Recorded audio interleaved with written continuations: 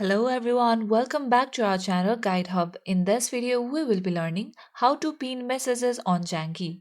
To pin messages on Zangi, first tap open the Zangi application on your device. Make sure that you are logged in.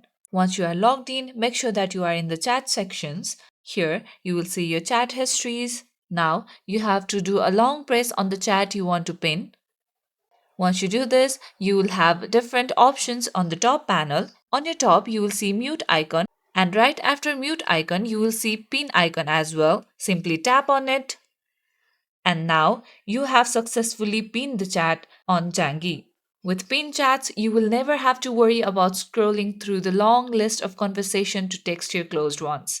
You can pin unlimited number of chats or groups to the top of your chat list for easy access. If you ever wish to unpin a pin chat, you have to long press on the chat and you will see the unpin option on the top this time.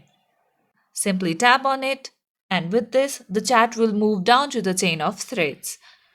And that is how you pin and unpin messages on Jangi.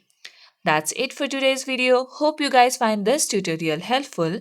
If yes, don't forget to like and subscribe to the channel.